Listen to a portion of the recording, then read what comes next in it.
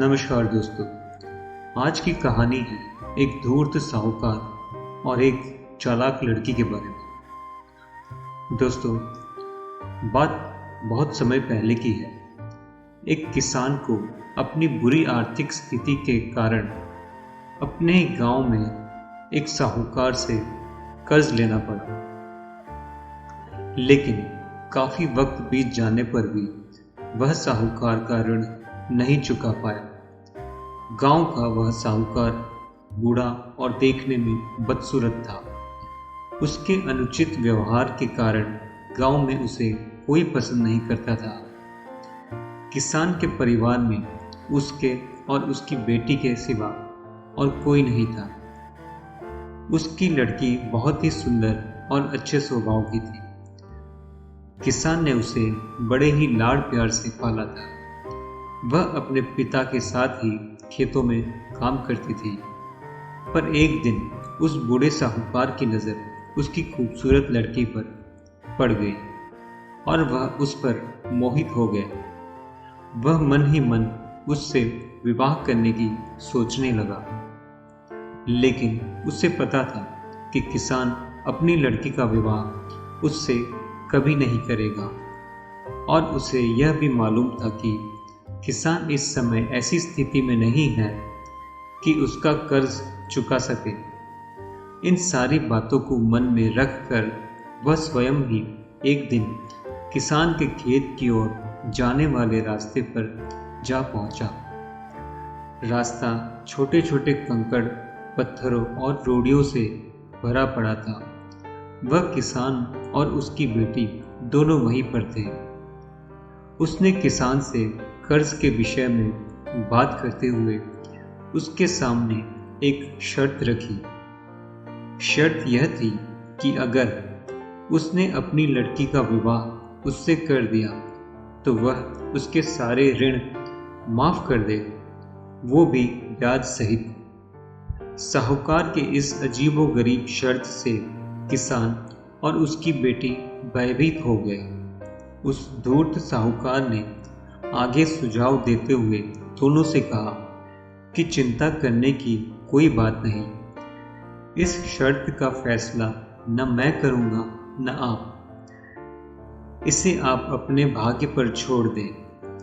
इतना कहते हुए उसने अपनी जेब से एक पैसे की खाली पोटली निकाली और उसे दिखाते हुए कहा कि मैं इसमें एक काले रंग का और एक सफ़ेद रंग का कंकड़ रखूंगा।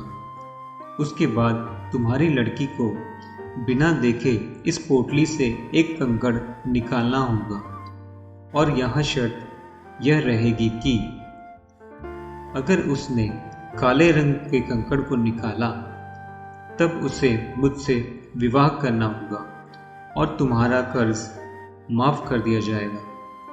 अगर तुम्हारी लड़की ने सफ़ेद रंग के कंकड़ को निकाला तो इसे मुझसे विवाह नहीं करना होगा और फिर भी कर्ज माफ कर दिया जाएगा। लेकिन अगर इसने कंकड़ निकालने से मना कर दिया तो फिर तुम्हें जेल की सलाखों के पीछे जाना होगा।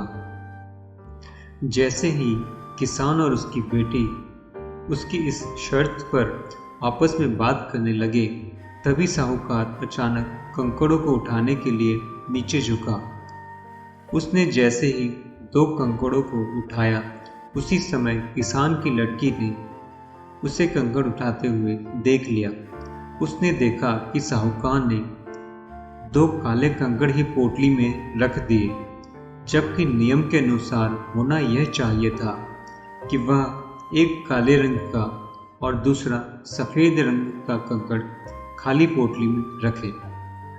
खैर, उसके बाद साहूकार ने लड़की को पोटली से एक कंकड़ निकालने के लिए कहा।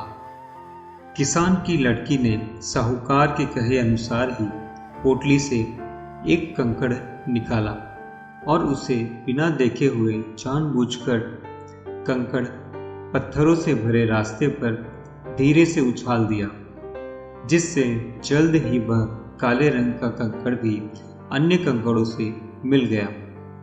उसके बाद उस लड़की ने झूठा खेद व्यक्त करते हुए कहा ओह, मैं कितनी लापरवाह हूँ। साहूकार इस बात से लड़की पर थोड़ा क्रोधित हुआ, लेकिन फिर उस लड़की ने मामला संभालते हुए कहा कि चिंता न करें, अगर आप पोटली खोलकर देखें कि उसमें कौन से रंग का कंकड़ बचा हुआ है, तो यह साफ हो जाएगा कि मैंने कौन सा कंकड़ निकाला था, काला या सफ़ेद।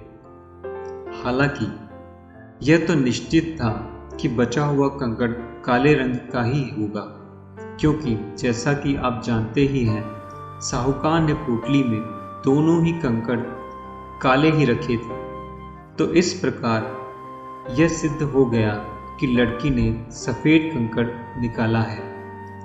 अब साहूकार चाह कर भी अपनी बेईमानी और धूर्तता को प्रकट नहीं कर सकता था। इस तरह उस लड़की ने बड़ी चालाकी से अपने विरुद्ध खड़ी परिस्थितियों को अपने पक्ष में कर लिया।